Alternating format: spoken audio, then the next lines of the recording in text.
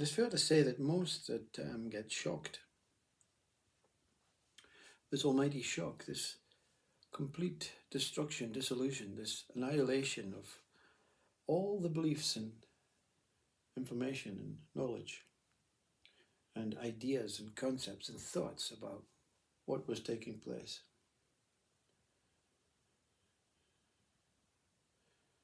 This shock, when it has time to settle, and of course this shock has to have an effect on your body, your brain, your mind, the nervous system, the neurons, the chemicals, the serotonin, the opiates, the dopamine, the whole organs, the system. It has to have an effect. Because most that has experienced this shock will tell you that there was no one at that point there to experience this shock, this complete, colossal moment of no more I, no more me, no more. I can't say you because you'll imagine I'm speaking to you, but I'm speaking to me, myself, and the device. No more you, Popsy, Hioness, Graham, whatever. It is fair to say that most that actually recovered from this shock, and it can be announced as Sat Chit Ananda state, being removed, like a punishment to say, you know what, you've done well, you've overcome this human aspect, this ego, this mind-based conceptual ideological assumption on what is taking place, on what you are and whatever, and all information about this and that.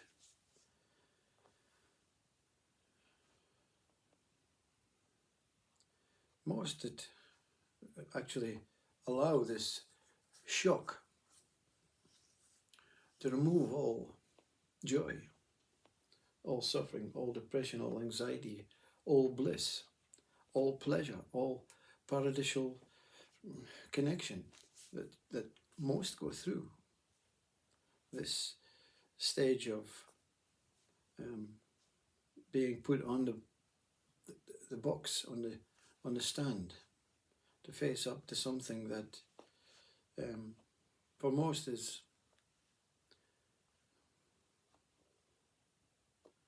not required.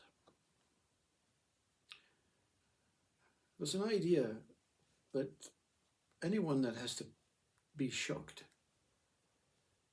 be completely destroyed, has to have done something wrong in previous lives or in this life.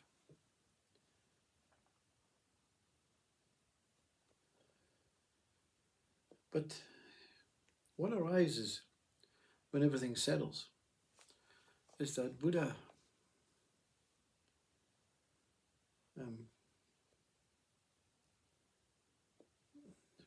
way of understanding that all experiences are ideas, or momentary, temporary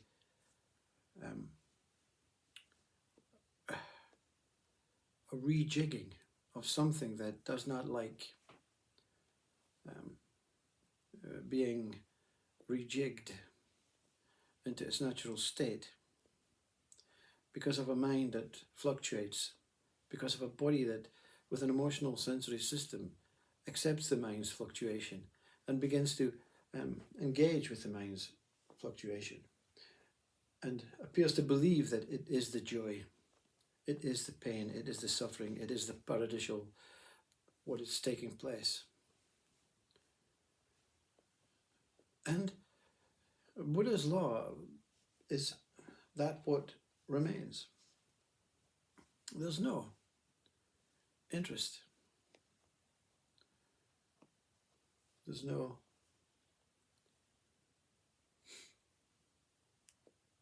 need or desire to worry about anything, to fear anything, but not in the same frame of mind as when you say, I don't fear that thing. No, it's not important. Nothing in this world is important. And you overcome the idea that there is a need to be, passionate. And Buddha says to be dispassionate is what you're looking for, because that's the way out. And if you take Yuji Krishnamurti and many others who have been shocked into this, the true ones, they say, you know what, there's nothing you can do.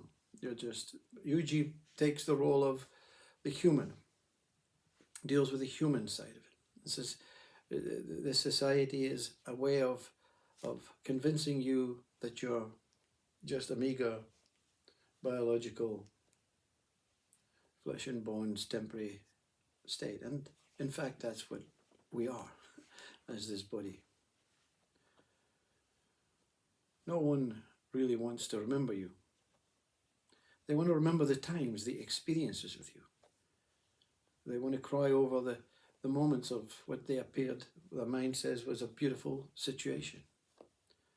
And they want to forget all the situations that you caused each one harm.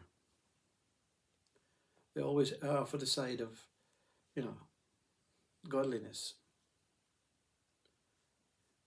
But what the speaker is saying is this annihilation, it removes both sides. And the natural state is what you would call very, very, very always boredom. But boredom has to have an idea that there's something bored. That there's a comparison to say, I'm bored because there's lots to do. This natural state does not engage with the idea that it knows about things to do or things not to do. It doesn't remain like that Ramana Maharshi, not this, not this. Or this human element of yes, this, yes, this. There's both of these nots and yeses.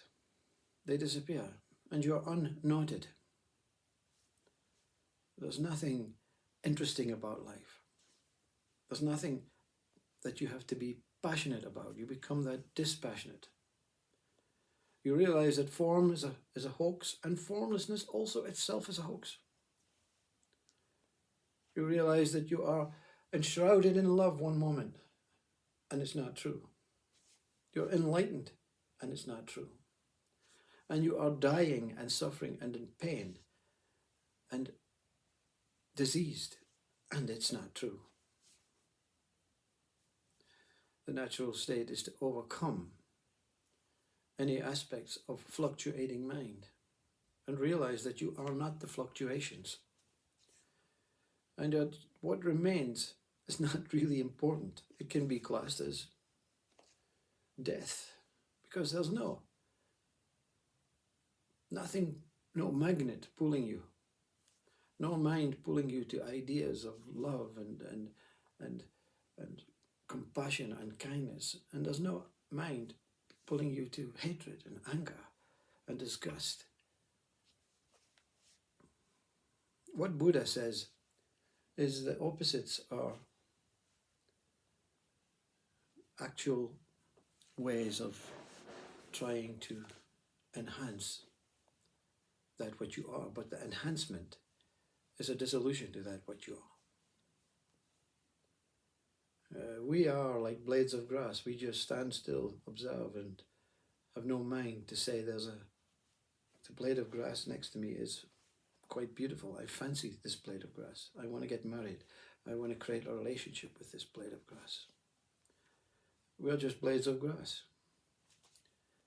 And we reappear every moment, every day, in a different color, different size. And the wind, it blows us back and forward. in our state is consciousness. This body is not a blade of grass, but it is just being and experiencing life as a blade of grass, being blown to each side, to the left, to the right. Some don't like moving. If you're a Manchester United fan, you're not going to be blown to the Manchester City side, are you? Because you're stubborn. You have beliefs, you have reasons to not support Manchester City. You have reasons to support Manchester United because you've convinced yourself that there is something other than what is taking place in this natural state that I is. And what the speaker can then say is it worthwhile? Well, in a sense, it's worthwhile because you don't make effort. You don't try and attempt to be something in this world. You don't, and you understand that all that have experienced it, all these great saints and sages that have experienced it, they also have that same feeling, but they feel obligated to unlike Yuji Krishnamurti, to enhance it with a kind of religion, as in Vedantas and self and Buddhism and in emptiness. So they follow that religion to just keep a little contact with that fluctuating mind. And everything's okay, everything's okay. There's not a speaker saying, this was the greatest move. This is the end move, you see. This is the final move from this chess piece. And in that dispassionate way, God, or whatever it is, says, okay, you can go. You can die. You're not bound to return into this samsara world. You can die freely. You can die and never ever return. And for the fluctuating mind, they can say that's either bad or good. But to that, what experiences this shock and this grounding and this wisdom and this, beyond nothing state, there's nothing one can do but just live out this life in peace and tranquility. But to say it's peaceful and tranquil is to give your mind an idea that, oh, it must be like this or it must be like that. No, it's not like anything. And it's not like nothing. It is not freedom. Because freedom means you have to be captured or bound to be free. It is the state before you are bound and the state before you are free. It is the state of what it is. The natural state is absolutely of no importance. It means I don't have that body, that sensory emotional system, that ego mind to convince me that there's something up there. There's something in here. There's something out there. There's something down there. And there's something beyond. It just is taking place. So this is not information. Yes, this body and this mind experience what you would call the most incredible godly moment. And it's just a mind teasing you with another possibility. Oh yes, we have infinite possibilities. But when you have encountered and seen through all possibilities, that's just moments of experiential happenings. You are not forced into these possibilities or impossibilities. You just are that, what is taking place. And it's passing, it's moving. And one day, no more. And you'll be happy because I know you want information.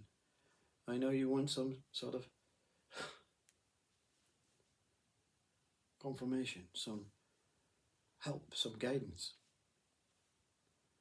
But guidance and help and confirmation, or just more concepts, more ideas to push you into a world of spirituality or enlightenment or religion or emptiness or self? Buddha says, live life out in a moment. But he doesn't say, do anything to live life out. He says, live life out. Let life live you out as the moment. Only one moment. And in this moment, incredible, infinite possibilities will appear to fluctuate through this mind and this body. But on the baseline of this moment, nothing.